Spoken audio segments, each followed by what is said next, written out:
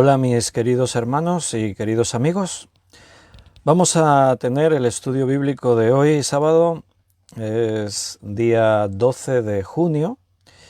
Y bueno, venimos ya de estar disfrutando de un tiempo escuchando la palabra de Dios. Hemos estado en la conferencia de Antonio Cruz. Se ha retransmitido también aquí en directo por Facebook. Espero que la hayáis podido ver. Si no la habéis visto, pues os lo recomiendo. Está ahí en este mismo Facebook. Lo podéis encontrar y la podéis visualizar y disfrutar de ese tiempo porque sin duda temas muy interesantes. Se nos hizo corto el tiempo, había preguntas, la gente hubiese estado todavía ahí preguntando más, pero ya se nos hizo la hora, nos despedimos, pero mañana seguiremos disfrutando de la visita de Antonio. Así que mañana en el culto recordad que será especial. Los que podáis venir, escaparos, venid a la iglesia, así podéis adquirir el último libro que él ha escrito. Tenéis toda la información ahí en el cartel que está compartido en las redes. Y ahora pues vamos a estudiar Apocalipsis. Vamos a volver a donde nos encontramos en el capítulo 19. Así que los que os estáis conectando en este tiempo, pues ya podéis ir preparando vuestras Biblias, los estudiantes que están ahí con sus cuadernos, pues ya preparados los cuadernos de Apocalipsis y la Biblia abierta en el capítulo 19.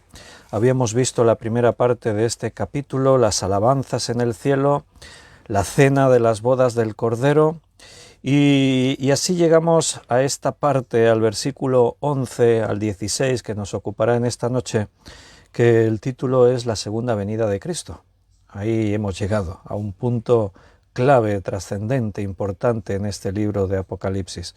Yo creo que todo ese momento que todo cristiano anhela, desea, porque es natural, que igual que Cristo dice que donde Él está quiere que nosotros también estemos con Él, porque eso es simplemente la manifestación del amor. El fruto del amor es querer estar con aquellas personas a las que amas, pues el creyente también debe amar la venida de Cristo, estar con Cristo.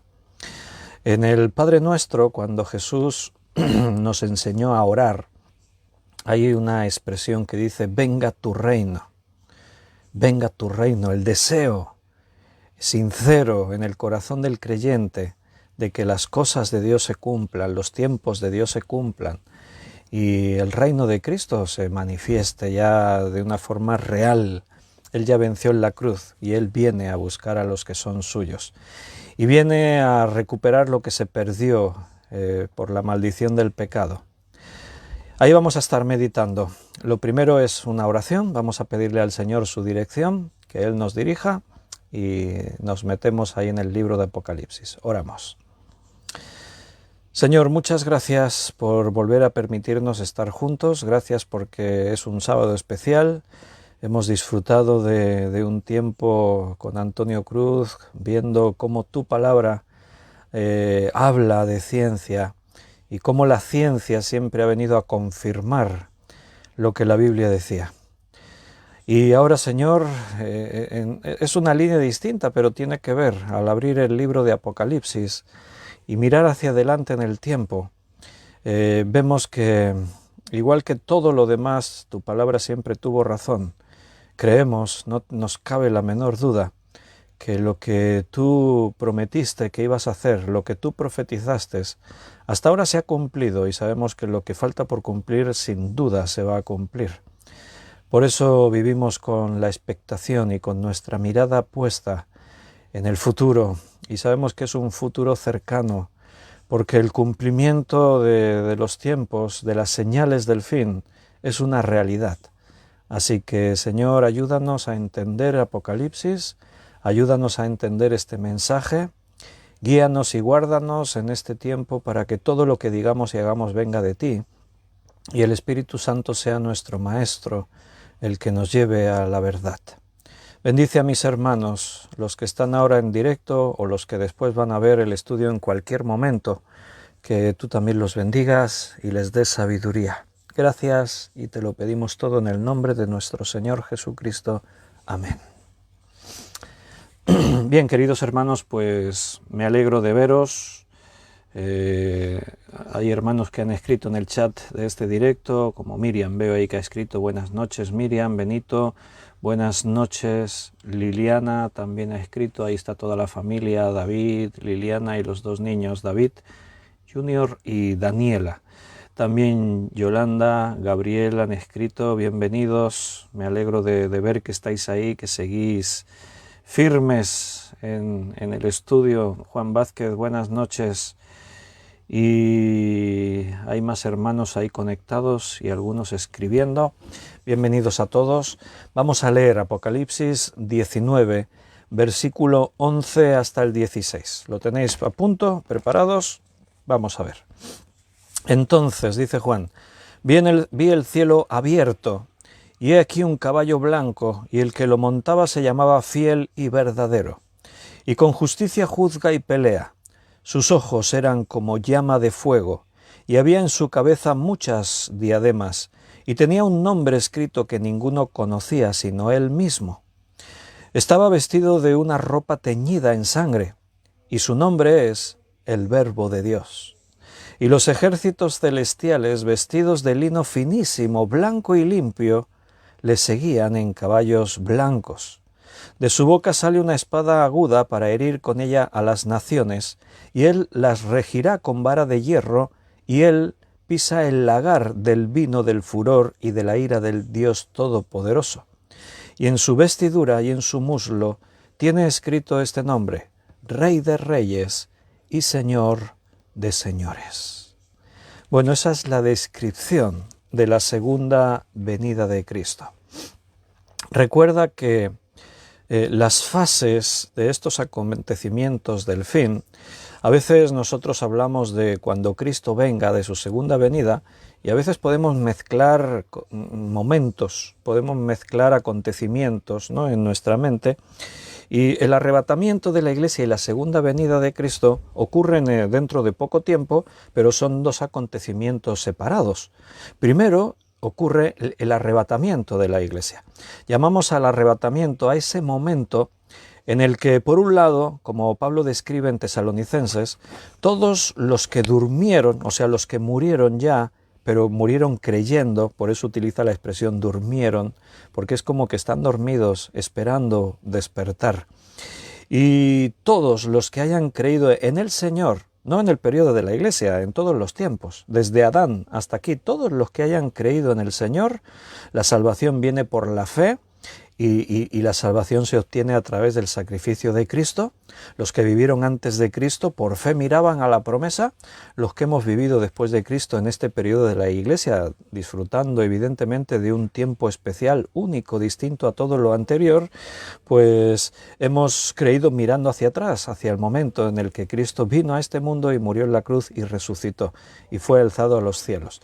Y tal como se prometió, aquellos dos varones que aparecieron ante los creyentes que estaban ahí mirando cómo Jesús iba para arriba, y los dos varones dijeron: varones galileos, este Jesús a quien habéis visto al ser alzado en los cielos, de esta misma forma vendrá. Igual que desapareció de sus ojos en las nubes, así volverá. Primero el arrebatamiento. Los que durmieron en Cristo resucitan, pero con cuerpos glorificados, cuerpos distintos, cuerpos para la eternidad, cuerpos eternos. Luego, todos los que estemos vivos en ese momento, imagínate que Cristo venga esta noche, los que estemos vivos no tenemos que morir para irnos, primero para morirnos para resucitar, no, seremos arrebatados. La Biblia habla de arrebatamiento. Habrá una transformación, seremos transformados y también recibiremos nuestro cuerpo así como glorificado, un cuerpo semejante al cuerpo que Jesús tenía en su resurrección. Y entonces todos, dice ahí, nos reunimos con Cristo en el aire. Estaremos con Jesús en el aire, en los cielos. A partir de ahí estamos dentro de ese periodo que llamamos la Gran Tribulación, lo que hemos venido estudiando en Apocalipsis. Solamente recordaros que hay diferentes interpretaciones. Algunos maestros dicen que el arrebatamiento se produce antes, así como yo os estoy diciendo. Hay otros intérpretes que dicen que se producirá durante la Gran Tribulación, y hay otros que dicen que sucederá al final. Los menos dicen al final. Pero hemos tratado de estudiar de una forma objetiva, sin tener ninguna tendencia teológica, pensar esto, pensar aquello, sino venir a Apocalipsis así, con las manos desnudas, vacías, con los conceptos humanos fuera. Y la verdad es que, bueno, personalmente creo que llegamos a la conclusión de que el arrebatamiento se produce al principio, porque capítulo 1 de Apocalipsis es una descripción de lo que Juan ve, el trono donde está Cristo sentado, y nos habla del Cristo, nos habla del propósito de Apocalipsis. Capítulo 2 y 3 de Apocalipsis es el mensaje a las 7 iglesias, y a partir del capítulo 4 es la narración de lo que llamamos la Gran Tribulación. En ese tiempo se va a formar el último imperio de la bestia, un gobierno único mundial. Al frente de ese gobierno está ese personaje que Apocalipsis le llama la bestia, popularmente se le conoce más por el anticristo. Y a partir del capítulo 4 ya vamos a ver en los cielos, delante de Cristo y participando en los eventos del fin, una multitud y diferentes clases de seres a los que el evangelista Juan, el escritor, el apóstol Juan, les llama de diferentes nombres: seres vivientes, ángeles. Te recuerdo que la palabra ángel es una palabra griega que significa literalmente mensajero. Ve ángeles, ve mensajeros, ve seres vivientes, ve todo tipo de personajes, de seres que están por ahí y que Juan nos describe lo que está viendo. Entonces, en Apocalipsis no se habla de iglesia, porque el tiempo de la iglesia pasó. Los que creen en el periodo de la gran tribulación tampoco se les llama iglesia, se les llama los santos de la tribulación o los mártires de la fe. Son personas que creerán, pero en la historia de la humanidad y en la historia de la fe de los hijos de Dios, los nombres fueron cambiando. Antes de Abraham no había pueblo de Dios, eran los patriarcas, eran los santos. Después del pueblo de Dios, cuando Cristo aparece en escena, es el tiempo de la iglesia. Cuando la iglesia sea arrebatada, una de esas razones es esta, de que en Apocalipsis no se hable de iglesia, porque la iglesia ya no estará ahí, estará, pero participando de otra forma, en otro momento, en otra escena. ¿Y cómo llegamos a esa conclusión de que todos esos seres que están participando son, permitidme el término iglesia para que nosotros nos entendamos más, pero son los creyentes de todos los tiempos? ¿Cómo llegamos a esa conclusión? Por todos los detalles que Apocalipsis nos va dando. Son muchos y los hemos ido refiriendo a lo largo de este estudio. Algunos muy significativos, como por ejemplo en aquella adoración celestial, hemos visto en el capítulo 4, en el capítulo 5. En el capítulo 5, en esa adoración celestial, allí se menciona que los 24 ancianos y los seres vivientes, y después a continuación va a hablar de esa multitud que está delante del trono, y están cantando un canto de alabanza. Y la letra del canto dice: porque tú, refiriéndose a Cristo, el Cordero de Dios, porque tú con tu sangre nos has redimido y nos has hecho reyes y sacerdotes para nuestro Dios, de todo pueblo, lengua, raza, nación. O sea, están hablando los seres vivientes, los 24 ancianos, esa multitud que está en los cielos. Y esa declaración solamente la pueden hacer la Iglesia, los redimidos de Dios de todos los tiempos. Hombres y mujeres que vivieron en la tierra y que por la fe fueron salvos y lavaron sus vestiduras, esas vestiduras que caracterizan a esa multitud, vestiduras de lino fino, blanco y resplandeciente, porque lavaron sus ropas con la sangre del Cordero. Entonces, eso ocurre. En principio, en estos eventos del fin, la iglesia es arrebatada y se va con Cristo. Pasa una serie de acontecimientos, por lo menos pasan 7 años, que sería esa semana profética, que los días ahí representarían años, y en esa semana profética, cada día es un año, por lo menos 7 años es esos acontecimientos que hemos visto en Apocalipsis, que hablan de los juicios que vienen sobre la tierra, trompetas y copas que se derraman, la apertura primero de los 7 sellos que lleva al último sello al toque de las 7 trompetas. También dijimos que creemos que trompetas y copas son los mismos acontecimientos, solo que de 2 perspectivas distintas.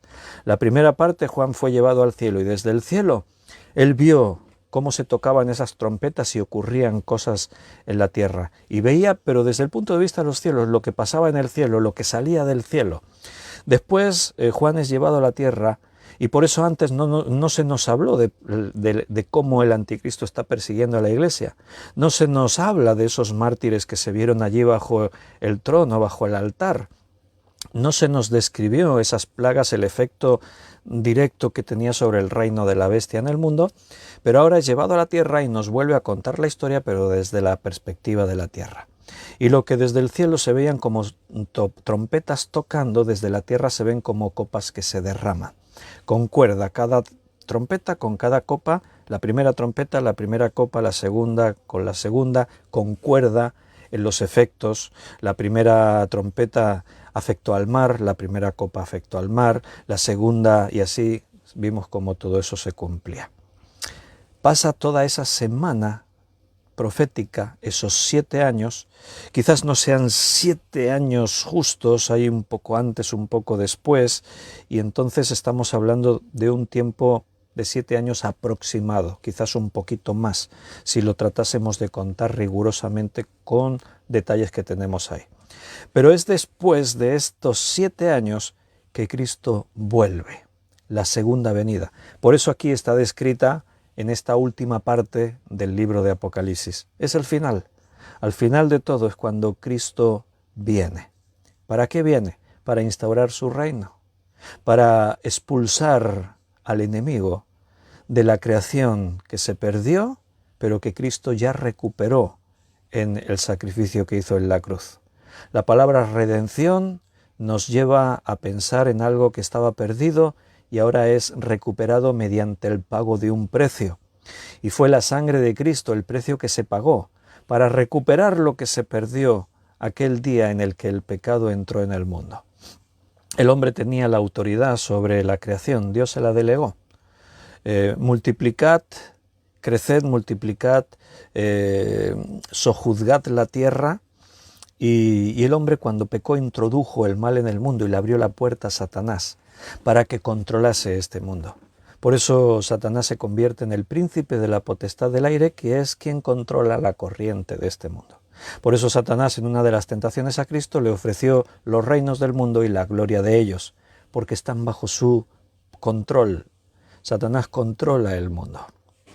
Pero cuando Cristo muere en la cruz, el precio es pagado. Y lo que se había perdido ahora es recuperado. Él en la cruz triunfa sobre sus enemigos. Satanás lo intenta derrotar, pero no puede. Cristo permanece hasta el fin cumpliendo su propósito, aún en medio de la debilidad en su carne, porque Cristo era un hombre. A pesar de todo y todos los medios y esfuerzos que Satanás hizo para intentar derrotar a Cristo, fue en vano. Cristo obtiene la victoria y recupera lo perdido. Pero hasta ahora Cristo no ha venido a ocupar lo que ya le pertenece y a echar fuera al diablo, que todavía está ahí y evidentemente si por él es, no piensa marcharse.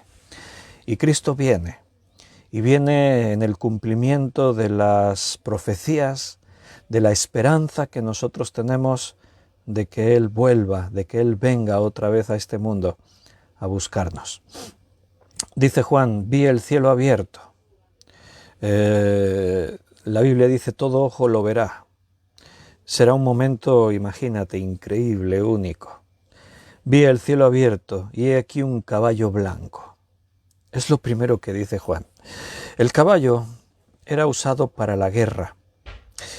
Los tiempos que Juan escribe esto, los reyes, los emperadores, cuando volvían de sus conquistas, volvían montando caballos. Y precisamente el caballo blanco era el caballo más usado por estos grandes conquistadores y emperadores. Distinguía del resto de los caballos. Esos caballos de guerra eran animales excepcionales. Eran razas que se cuidaban y se educaban, se domaban especialmente para la guerra. La caballería en este tiempo de guerra era lo más temido en el campo de batalla. Y el rey, el emperador, después de sus victorias, volvía precisamente triunfante. Se organizaban esos desfiles, el pueblo esperaba la entrada de las tropas triunfantes y al frente venía el emperador, el rey, montando su caballo blanco como señal de victoria. El caballo era usado para la guerra. El burrito, el pollino, era usado para la paz. Cuando Cristo entró por primera vez en Jerusalén, no por primera vez, como príncipe me refiero, estaba profetizado en el libro de Daniel.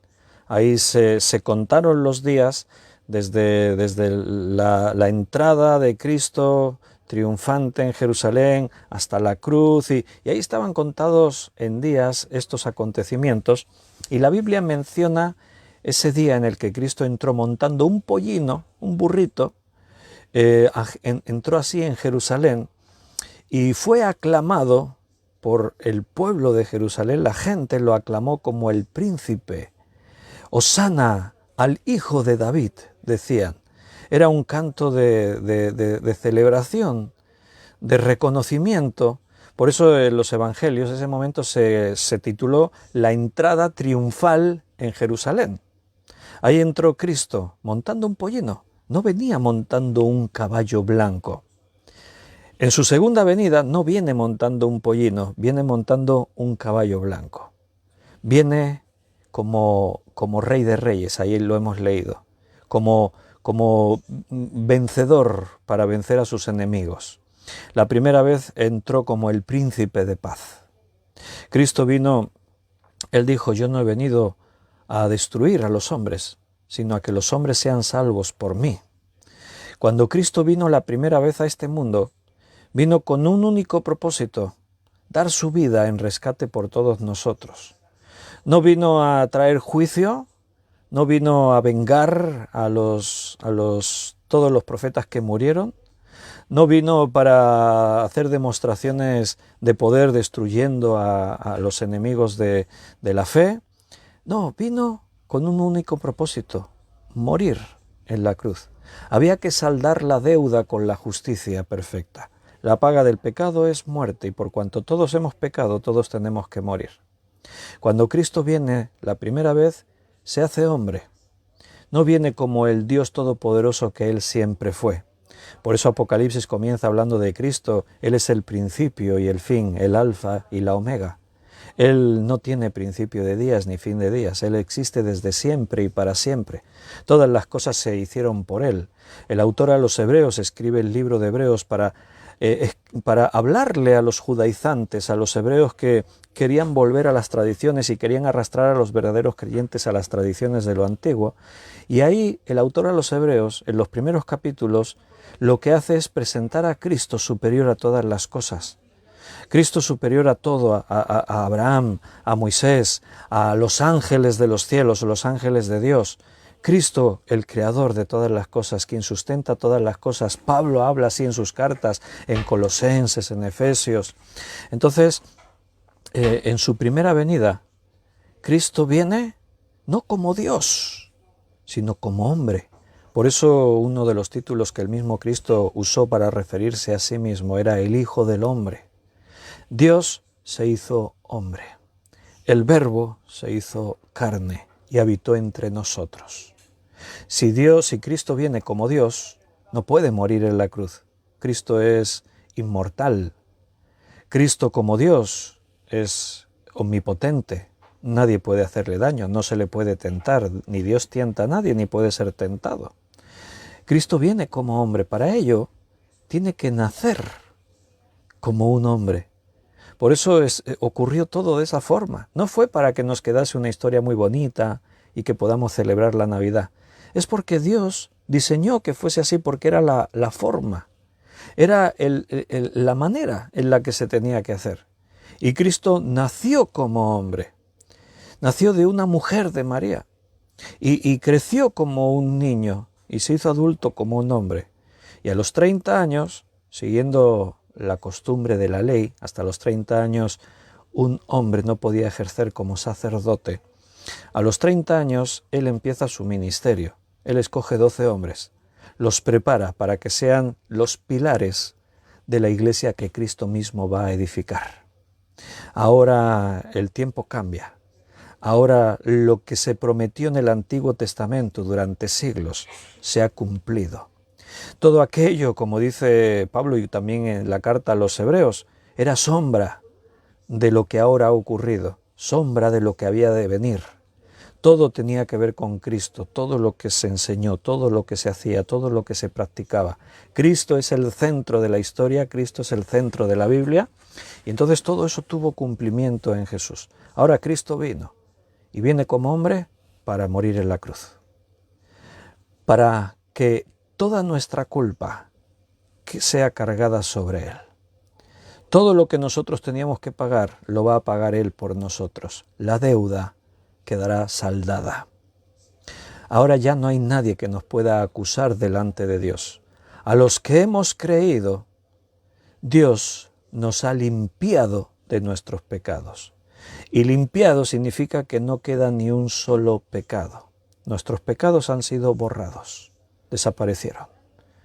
Ahora tenemos un abogado para con el juez justo y perfecto, el Padre, a Jesucristo. Ahora nadie te puede acusar porque delante de Dios, repito, tu deuda ha quedado saldada. Esa es la primera venida de Cristo. Cristo se fue. Él dijo, es necesario que me vaya para que podáis recibir el Espíritu Santo. Y en cosas que aún para nosotros siguen siendo un misterio, tenía que ser así. El Dios en tres personas, un solo Dios, pero en tres personas, ahora está operando a través de nosotros los creyentes en la iglesia, y la manera es esta: el Dios, el Padre de los cielos y Cristo a la diestra, o sea, con toda la autoridad, y el Espíritu Santo morando en la vida de cada creyente. Y estamos con una misión: predicar el Evangelio a toda criatura. Esa fue la comisión, y me seréis testigos. Cuando recibáis poder, me seréis testigos en Jerusalén, en toda Judea, en Samaria y hasta lo último de la tierra. Y ahí estamos nosotros, hasta lo último de la tierra, predicando el Evangelio de Jesucristo. Cuando estamos predicando como hacemos ahora, cuando estamos predicando, estamos preparando el camino de la segunda venida, el camino del Señor. Así como Juan el Bautista preparó el camino de Cristo cuando vino su primera vez a la tierra, nosotros estamos ahora preparando el camino de la segunda venida de Jesús. Tenemos que predicar, tenemos que llegar hasta los últimos rincones de la tierra para que Cristo pueda volver a buscarnos. El día y la hora ya está marcada, está determinada, Dios la sabe. Dios tiene en su agenda un día y una hora.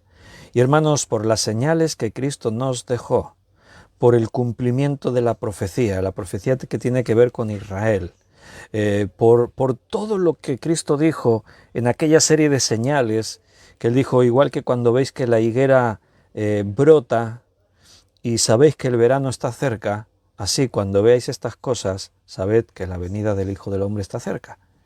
Y se están cumpliendo todas las señales, no algunas, no, todas. Estamos en un tiempo histórico único, porque nunca antes se tuvo tal expectativa de que el Señor viene pronto. Este momento que estamos aquí viendo en Apocalipsis, en esa primera parte, arrebatados y reunidos con Cristo en los cielos, en ese periodo de unos 7 años aproximadamente, donde aún habrá tiempo de salvación, donde Satanás va a ser forzado para ser expulsado de esta creación, donde el Señor va a destruir a sus enemigos y donde todo va a terminar. En este momento, la segunda venida y un poquito más adelante, en la eternidad. Una eternidad juntamente con Cristo para todos los tiempos. Acompáñame allí al libro de Isaías para que leamos el capítulo 11, versículo del 1 al 5. Isaías 11, del 1 al 5.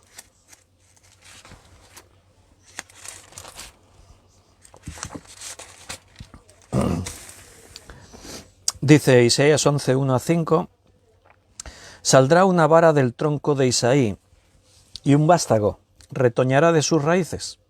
Y reposará sobre él el espíritu de Jehová, espíritu de sabiduría y de inteligencia, espíritu de consejo y de poder, espíritu de conocimiento y de temor de Jehová. Y le hará entender diligente en el temor de Jehová. No juzgará según la vista de sus ojos, ni argüirá por lo que oigan sus oídos, sino que juzgará con justicia a los pobres y argüirá con equidad por los mansos de la tierra, y herirá la tierra con la vara de su boca, y con el espíritu de sus labios matará al impío. Y será la justicia cinto de sus lomos, y la fidelidad ceñidor de su cintura. Estos son atributos de Cristo, lo que aquí se está describiendo, describe a Jesús, y describe el espíritu, el carácter que Cristo tendría. Ya se vio cuando Él vino como hombre, porque las características del carácter de Cristo son las de quien Él era. En su esencia como hombre, Él seguía siendo Dios. Tomó la forma de hombre, pero Él ya existía antes. No tuvo origen en el embrión que se formó en María, sino que Él ya existía. Él tuvo el principio como hombre en María, se hizo hombre, pero su existencia es eterna. Esas características, esos rasgos de personalidad, esos atributos, ya los tenía Cristo como hombre. En su segunda venida se manifestarán, porque el texto que hemos leído también apunta a eso. Herirá con la vara de su boca a sus enemigos, los destruirá, serán destruidos. Hará justicia, todo se pondrá en orden. Y todas estas señales están profetizadas en la Escritura. Los profetas hablaron de esto, hablaron de la segunda venida de Cristo. Anunciaron que Cristo vendría con poder. Bueno, estaba anunciada las dos venidas. La primera, que ya tuvo cumplimiento, sobre la primera venida de Cristo, sobre el Cristo que se hace hombre, estaba toda la Escritura llena de profecías que nos daban las señales de cómo sería. Teníamos todas esas descripciones y se cumplieron. Y de la segunda venida de Cristo también hay mucho escrito que se va a cumplir en estos últimos tiempos. La segunda venida de Cristo es un tema principal en la Biblia, por lo tanto, esa es la conclusión a la que llegamos. Está expresado en todos los formatos de estilos de los escritos bíblicos. Los viernes, cuando estamos estudiando hermenéutica bíblica, hemos visto los diferentes estilos, hemos hablado que la Biblia está escrita en prosa y está escrita en verso. La poesía es muy importante en la Biblia. La poesía está llena del retorno de Cristo. El tema de la segunda venida de Cristo está en el canto, en la Biblia, en los salmos, en todas partes. En los libros de historia está el tema de la segunda venida de Cristo. Aparece en las parábolas, la segunda venida. Aparece en los profetas, en los libros proféticos. Ahí está la segunda venida. Tenemos que predicar ese tema en la iglesia. Como antes os he referido, cuando Juan el Bautista apareció en su ministerio, su misión era preparar la venida de Cristo. Él no venía a presentar su ministerio, a presentar su proyecto. Él fue escogido desde el vientre de su madre, fue escogido para preparar el camino del Señor. Así se lo mostró Dios a sus padres, a Zacarías, al padre de Juan el Bautista. Un ángel del Señor se lo dijo, se lo mostró. Así estaba preparado todo. Y tenía el momento en el que Juan el Bautista, 6 meses mayor que Cristo, cuando él aparece en escena y empieza a predicar y bautizar, empieza a seguirle gente, comienza a tener discípulos, y su mensaje es este: el Señor viene, el reino de los cielos se ha acercado, viene uno tras de mí, a él oíd, a él seguid. Ese es el mensaje de Juan el Bautista. La atención se pone en Jesús, no se pone en Juan. La atención siempre tiene que estar depositada sobre nuestro Maestro, Jesucristo, sobre el príncipe de los pastores, Jesucristo, no sobre los hombres. Cuando están en las bodas de Caná y se termina el vino, las bodas eran largas, duraban a veces hasta una semana. Y el vino era uno de los elementos claves en la festividad. Si el vino se acababa, era como un agravio para los anfitriones, los novios, los padres que habían organizado toda esa gran fiesta. Y era un problema, no habían tenido previsión y el vino se agotó pronto. Y no sabían qué hacer. No era como hoy en día, ¡ay, se nos acaba el vino! Espera, que voy un momento al súper. Ibas y comprabas una caja o 2 cajas más de vino. Eran tiempos distintos. ¿Y qué hacen? Se lo dicen a María. ¿Pero qué hace María? Tranquilos, yo lo arreglo. No. María vino y se lo dijo a Jesús. Jesús, mira, tenemos este problema. No estaba en las manos de María hacer un milagro o cambiar eso.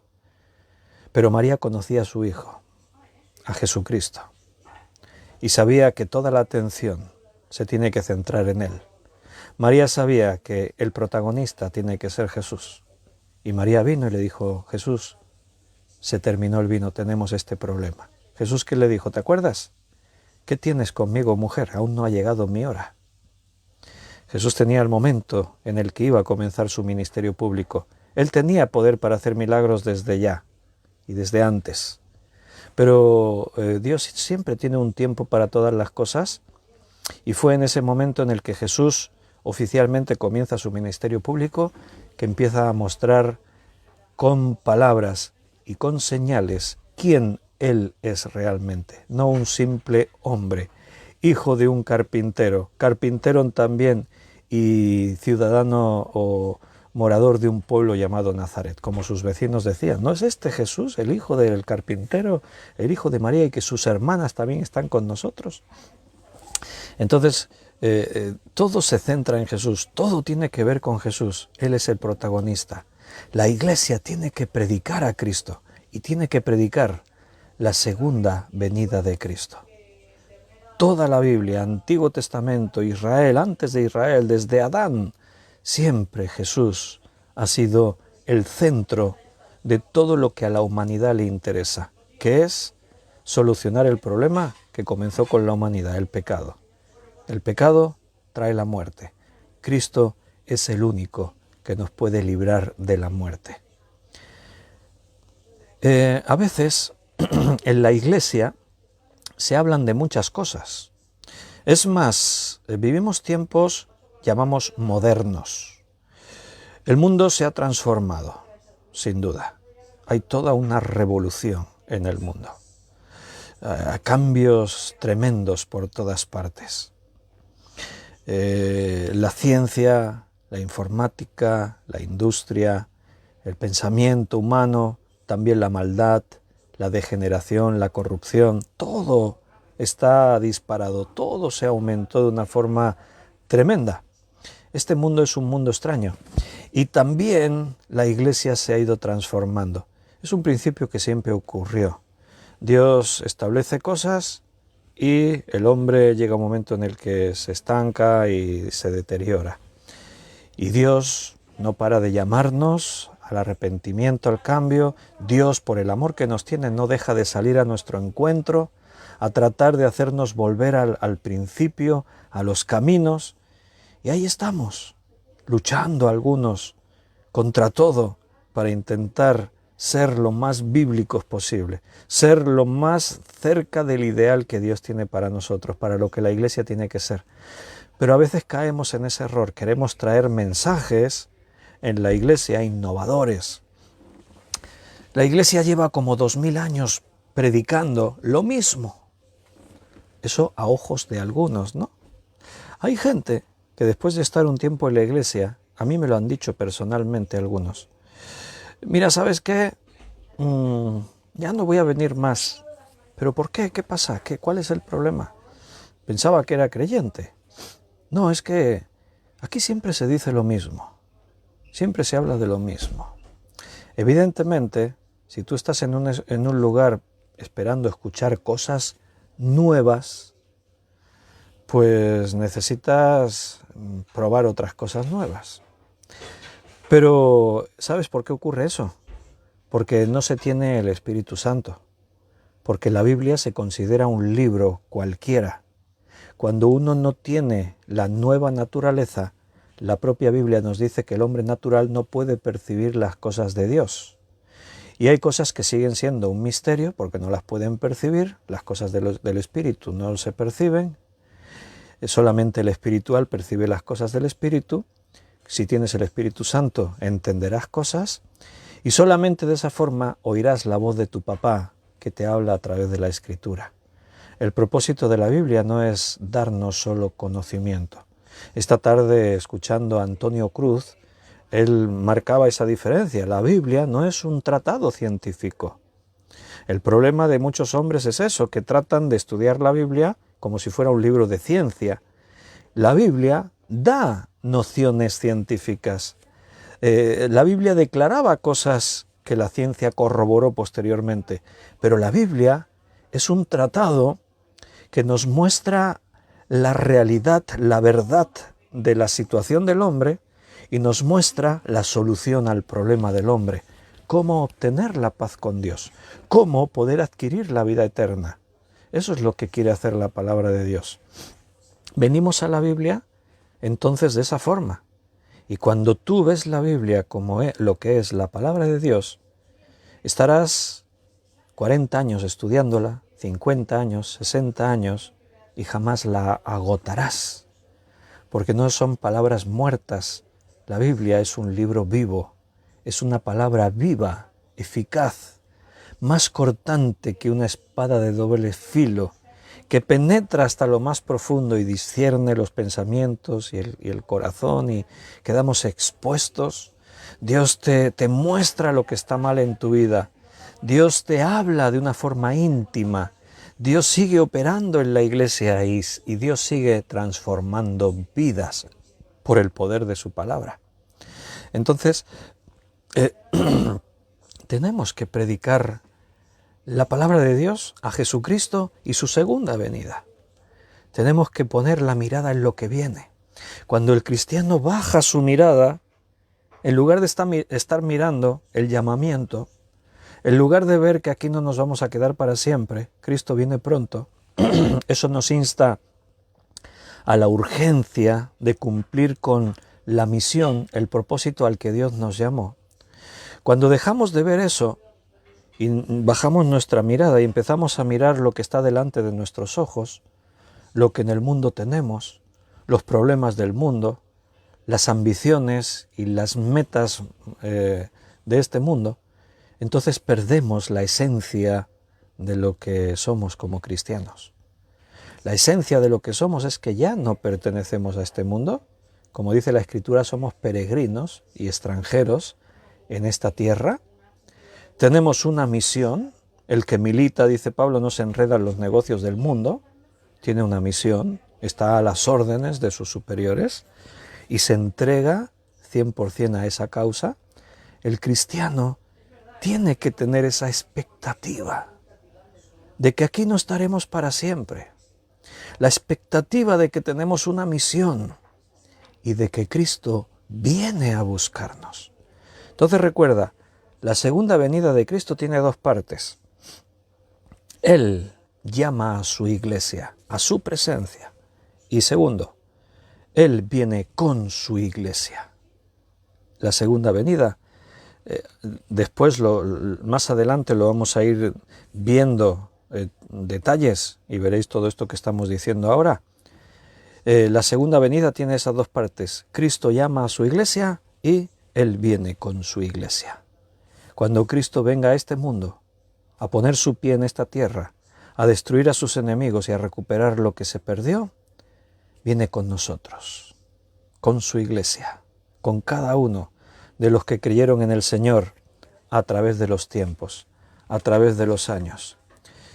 Mira, recordemos lo que dice Hechos, capítulo 1, versículo 11. Estamos los martes estudiando el libro de Hechos.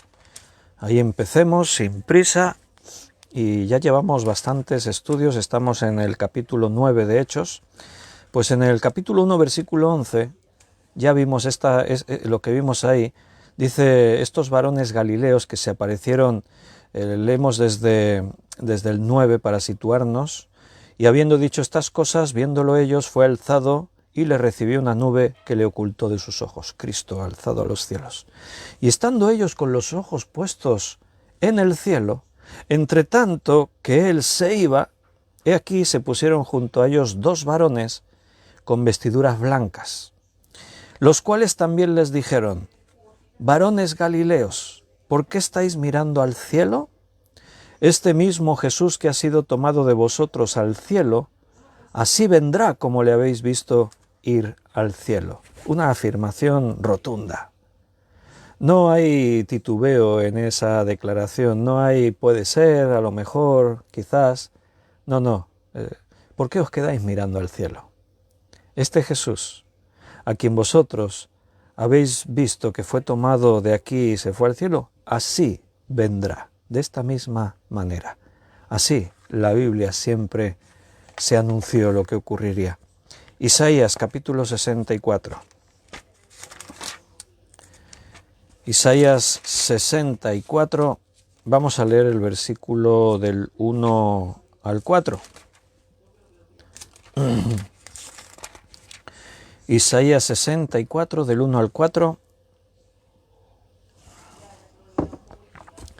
Oh, si rompieses los cielos y descendieras, a tu presencia se escurriesen los montes, como fuego abrasador de fundiciones, fuego que hace hervir las aguas, para que hicieras notorio tu nombre a tus enemigos, y las naciones temblasen a tu presencia. Cuando haciendo cosas terribles, cuales nunca esperábamos, descendiste, fluyeron los montes delante de ti, ni nunca oyeron, ni oídos percibieron, ni ojo ha visto a Dios fuera de ti, que hiciese por el que en él espera. Isaías, en su profecía, en su poesía, en su revelación tremenda que Dios le dio, está aquí hablando también de la segunda venida de Jesús. Lo dice, es poesía. Estamos estudiando los viernes en hermenéutica la poesía hebrea, que no se puede estudiar como la prosa, por ejemplo. Hay que estudiarla desde esa perspectiva de lo que es la poesía y cómo se escribe y qué propósito tiene. ¿Notas la poesía ahí? Oh, si rompieses los cielos y descendieras, y a tu presencia se escurriesen los montes como fuego abrasador de fundiciones, fuego que hace hervir las aguas, para que hicieras notorio tu nombre a tus enemigos y las naciones temblasen a tu presencia. Esto ocurrirá. Es lo que estamos leyendo ahora en Apocalipsis 19, del versículo 11 hasta el 16. El caballo blanco se relaciona con la justicia. El primer sello que se abrió allí en Apocalipsis al principio, en el capítulo 4, el primer sello envió un jinete que montaba un caballo blanco.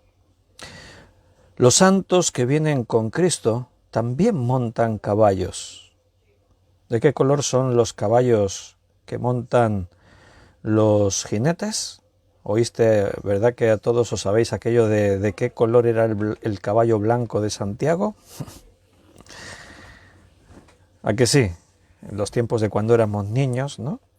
Y el maestro te sorprendía la primera vez que escuchabas esa pregunta, ¿de qué color era el caballo blanco de Santiago? Y tú te quedabas pensando, ¿de qué color sería? Eso no lo he leído yo nunca, ¿de qué color sería? Son preguntas trampa, lo que pasa que ya como la frase ya está tan oída, ya nadie cae en la trampa de qué color. Pero es lo mismo que cuando yo muchas veces, así bromeando, le preguntas a alguien así de pronto, ¿cuántas parejas metió Moisés de cada animal en el arca?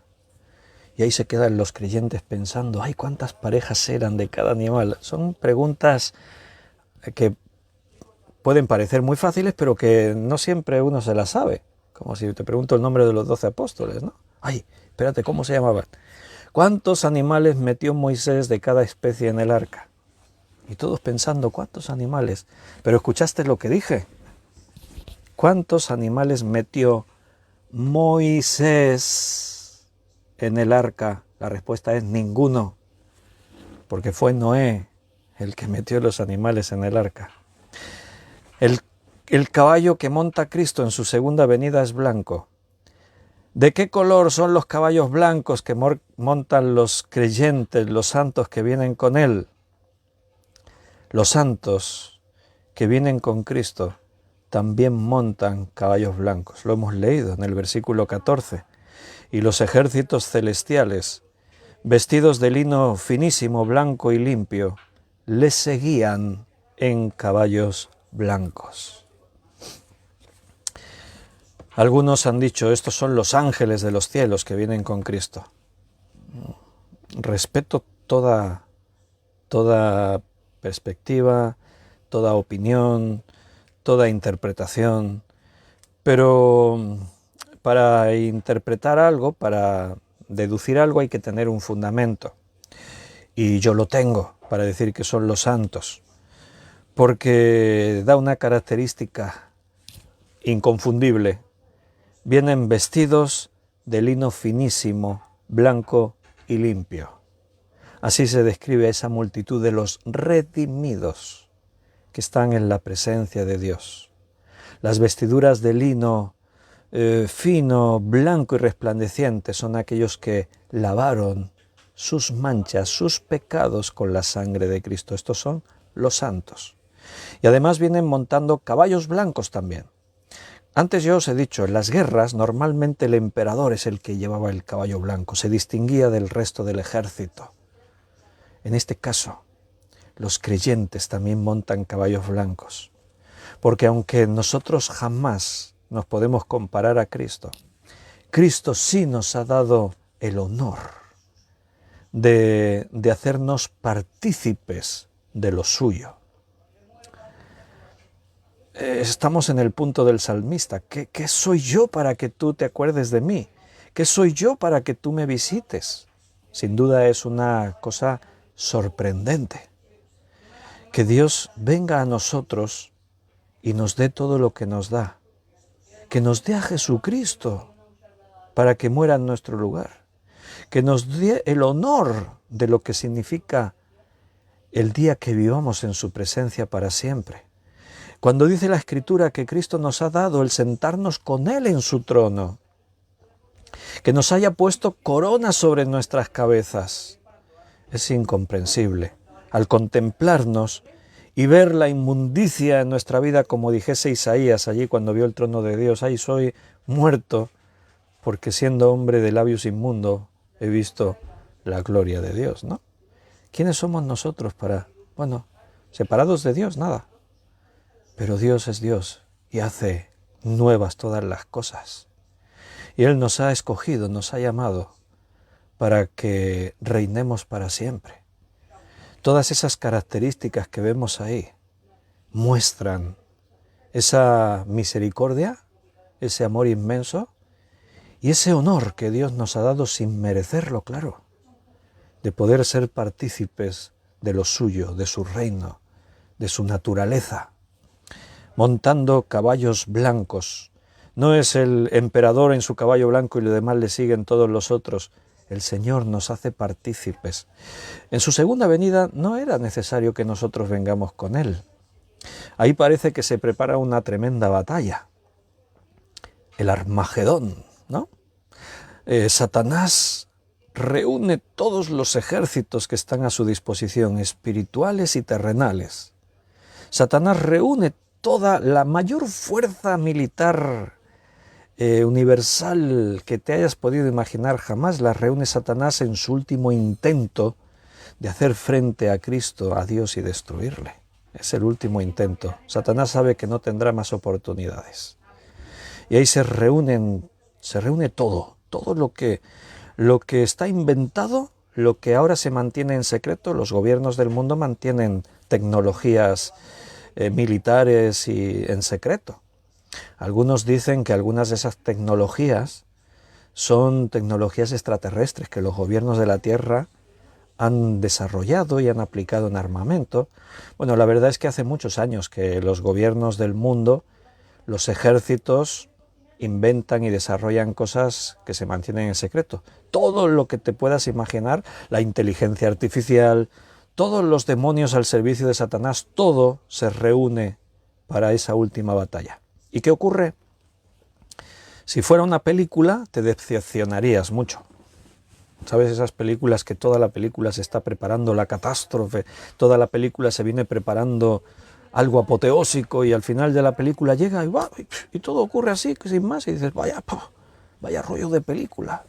Estamos aquí esperando y si fuese una película desencantaría a muchos, porque parece que se está preparando una batalla épica, la guerra del fin del mundo, algo.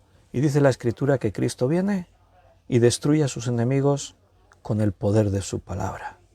Él habla, sus enemigos son destruidos. Cristo no necesitaba a su ejército de los cielos, como dice ahí, y los ejércitos celestiales le seguían. No nos necesita para esa batalla. Él solo se basta. Pero Él, como está haciendo hoy, nos da el honor de ser partícipes de su victoria. Él nos da el honor de que participemos de lo suyo, de lo que es glorioso. Por eso estamos ahí, siguiéndole, montando ese caballo blanco. Y dice, vi en el cielo abierto y aquí un caballo blanco, y el que lo montaba se llamaba Fiel y Verdadero, y con justicia juzga y pelea. Fiel y verdadero. Y esto cobra un significado tremendo porque Cristo aquí en esta escena está en contraste, en total oposición con la bestia. Si Cristo es fiel y verdadero, la bestia es mentirosa, es traidora, la bestia es todo falsedad. Solamente Cristo tiene esas cualidades. Ese es el carácter de Dios, su fidelidad, su verdad. Cuando Cristo estaba siendo juzgado, todo termina ante la autoridad romana, que estaba representada por Poncio Pilato, el gobernador en esa región. Los judíos, si hubiesen podido evitar, no tendrían que haber pasado por Roma, pero ellos no tenían autoridad para mandar ejecutar a un hombre, acusándole de lo que le acusaban. Entonces todo termina allí, en la casa de Pilato, en la fortaleza de Pilato. Y Pilato le interroga y no veía la culpabilidad en Cristo, y se crean unas conversaciones muy interesantes. Y eso que Cristo no habló mucho, pero fue muy interesante lo que allí se dijo. Y en medio de todo eso, Pilato, tratando de ver algo, de percibir algo, de que Cristo se defendiese, Cristo le dice, yo para esto he venido, para dar testimonio de la verdad. Y Pilato, como, no sé, yo me lo imagino así como un poco como irónicamente, así como con una sonrisa, ¿no? Dice, ¿y qué es la verdad? Para los hombres, la verdad es relativa. Lo que para uno es la verdad no lo es para el otro. Cada uno puede tener su propia verdad. En el mundo las cosas no son absolutas. Prácticamente todo es relativo y la verdad también. Pero el hombre tiene la percepción de que es necesario que exista una verdad absoluta. Porque si no, todo es como muy efímero. Todo es como lo relativo al final nos lleva a la inseguridad y a tomar caminos inciertos. El hombre tiene la sensación de que necesita basarse en algo y saber que eso es lo que se está basando, es el camino, es la verdad, es el patrón que le marca una dirección. Eso se busca a través de la ciencia, de la tecnología, siempre se busca esa perfección, se busca responder respuestas se busca el tener esa seguridad, pero humanamente no es posible. Siempre hay imperfección, siempre hay puntos de vista. Lo que uno piensa no lo piensa el otro, no hay una unificación en ideas. Me vuelvo otra vez a esta tarde, que ha sido muy interesante escuchar a Antonio Cruz, y él precisamente manifestaba también esas divergencias que existen en el mundo científico. A veces se nos da una visión de que parece que hay una unidad total en cuanto a decir cómo se originaron las cosas, el Big Bang. Pero no es así. Dentro del mundo científico no todos comparten esa idea. Difieren. Hay otras teorías. Solo que de pronto una parece la más popular, la que toma más fuerza, porque uno de los científicos famosos la respaldó y se le ha dado más bombo y platillo, pero no hay una unidad. O sea, el ser humano no tiene un referente para decir, mira, yo estoy seguro que lo que creo y lo que sigo es la verdad. No, es relativo, todo es relativo. Por eso es muy chocante, sorprendente y a la vez es poderoso el que alguien como Jesucristo, un hombre, dijese con una afirmación rotunda, sin titubear, él dijese, yo soy el camino, la verdad y la vida. Nadie va al Padre si no es por mí. Nadie más ha podido hablar de esa forma. Nadie más ha podido decir con esa rotundidad esas tres revelaciones. Nadie más pudo decir, yo soy la verdad. Los hombres a veces pretenden tener la verdad, pero no dicen, yo soy la verdad. Dicen, yo creo en la verdad o yo tengo la verdad, lo que yo creo es la verdad. Pero solamente Jesús pudo decir, yo soy la verdad. Por eso uno de los títulos de Cristo es este, verdadero. Y el otro que dice es fiel, fiel y verdadero. Y sabes, la fidelidad de Dios, no sé si decir el mayor cumplimiento de la fidelidad de Dios será la segunda venida de Cristo. Se me acaba de venir a la cabeza, no sé si se puede decir. Pero sin duda es una demostración de la gran fidelidad de Dios, porque Cristo dijo, volveré. Y Él vuelve, cumple lo que dijo, Él es fiel. ¿Cómo entiendes tú la fidelidad? Bueno, en un contexto en el que la palabra fidelidad toma mucha forma es en un contexto de la relación en un matrimonio. Cuando un hombre y una mujer deciden compartir su vida juntos, hay un principio básico que es la fidelidad. De hecho, normalmente, y por lo menos hasta hace poco, en los votos matrimoniales se prometían fidelidad el uno al otro. Digo hasta ahora y normalmente se hizo porque es que los tiempos cambian. Y a veces vas a bodas y escuchas al juez de paz o al alcalde diciéndoles hasta que el amor dure. Bueno, si esa es la esperanza que tiene un hombre y una mujer al unirse, yo no apuesto mucho por un matrimonio que en sus promesas se dicen el uno al otro y estaremos juntos hasta que el amor dure. La fidelidad siempre fue un principio en el matrimonio y hubo promesa de fidelidad mutua. Y prometo serte fiel en la alegría y en la tristeza, en la salud y en la enfermedad, en lo bueno y en lo malo, hasta que la muerte nos separe. Te prometo fidelidad. Otra cosa es que después se cumpla la promesa. Los hombres somos imperfectos y no siempre lo que prometemos lo cumplimos. Dios no es hombre, ni hijo de hombre para que mienta. Él lo que dijo, lo cumple. La fidelidad implica un trato, una relación, una entrega. Implica el cumplimiento de lo que se prometió. La fidelidad es el día a día, el día a día. No solamente que Cristo dijo volveré y cuando vuelva cumplirá su fidelidad. No, es que Él está siendo fiel cada día, hoy, mañana, lo fue ayer. Él sigue haciendo lo que dijo en nosotros, con su iglesia. Él dijo, yo edificaré mi iglesia. Él dijo, yo estoy con vosotros todos los días hasta el fin del mundo. Él dijo, volveré. Dios es fiel. Quizás no valoramos las cosas que sabemos de Dios, porque nos hemos habituado a escucharlas, las damos ya por sentado.